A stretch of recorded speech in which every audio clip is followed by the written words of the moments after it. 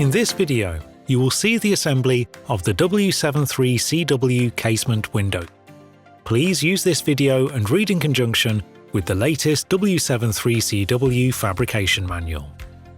Profiles used on this training video: W73.0103 frame, W73.0205 sash, W73.0313 vertical screw-ported mullion, W73.0302 horizontal T-connection transom. Before starting the assembly, ensure the correct profiles and accessories are gathered. Miter the frame and sash profiles at a 45-degree angle using a suitable chop saw. Notch the end of the mullion as outlined within the manual. The W73.0302 transom requires extra notching due to the flush finish against the outer frame. Pay special attention to the matching of W73.0313 vertical mullion with screw ports for installation. Cut away a slot within the W73.0205 sash profile to allow the lock to be installed. To assemble the window correctly, you will need a tape measure, a drill, hex head keys, a sealant gun, and gasket shears. To make the machining of the profiles easier, ALUTECH provides an entire range of punch tools. The base unit punch tool allows for a full range of machining operations for the main profiles of the W73CW system. The separate punch heads are used for each separate operation and easily slot into the main unit. We can then start to machine the profiles. Punch head punches holes into the ends of the W73.0103 frame profile to allow for the screw corner connection cleat to both sides of the profile. Punch head performs the same machining for W73.0205 sash profile. Holes for the T-bracket to the ends of the W73.0302 transom profile is carried out on punch head. The operation is carried out on both sides of the profile. Make drainage holes at the appropriate punch stations in each of the profiles. Positioning of the drainage as per the fabrication manual.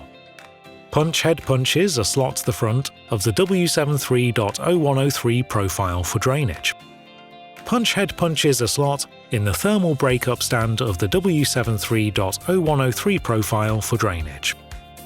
To start preparation for the screw-ported W73.0313 mullion, it is recommended to use W73.1988 drill jig to ensure hole prep accuracy. Slide the transom T-brackets into the grooves of the outer frame profile to accept the W73.0302 horizontal T-connection transom and fix into the correct position. Then place the foam end pad and fully at the bracket location. This will act as a seal between the outer frame and transom. The W73.0302 will be used as a transom horizontally, and mullion W73.0313 will be installed vertically. Before the assembly, all cut edges must be treated with Cosmo anti-corrosion sealant.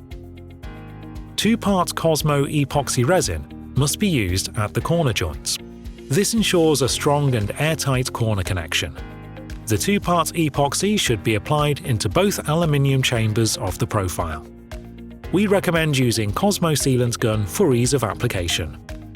We then insert the C43.0905 corner chevron, which gives extra support to the rebate.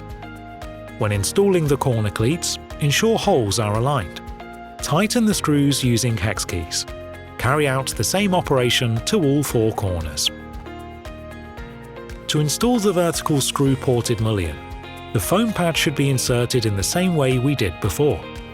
The mullion is fixed using 4 self-tapping screws into the hole preps carried out previously.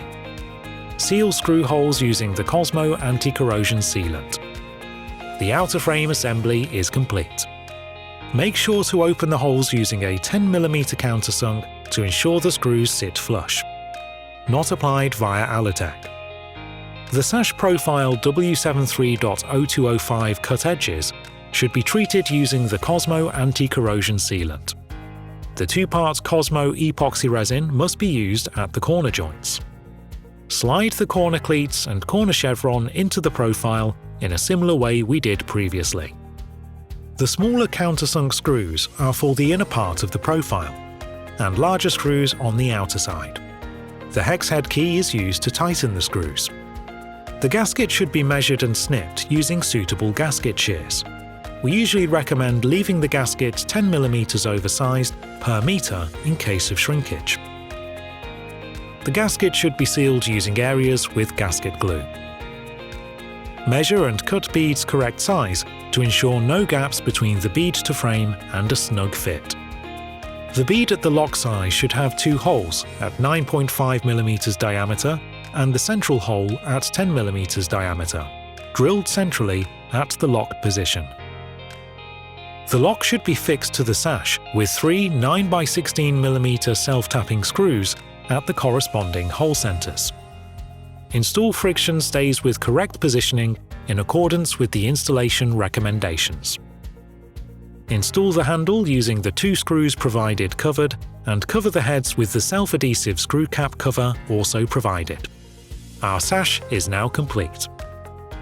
The second sash is prepared using the same instructions as above, but in addition with the installation W73.0914 run-up blocks. Install the relevant gaskets into the outer frame. Snip and seal the gaskets using gasket glue, considering the same instructions as above. Once all beads are installed, fit the 1OOP1850 decorative drain plugs over the drainage slots. Fit the W73.0909 strike plate to the frame in the correct position. Fit the pair of W73.0908 pull-in blocks opposite the lock for compression. The frame is ready for installation of the sashes. Fix the friction stays to the frame in the correct location. This is important for the hanging of the sash. Please refer to the manual for the correct hole centers. Our overall window is ready. Thanks for watching.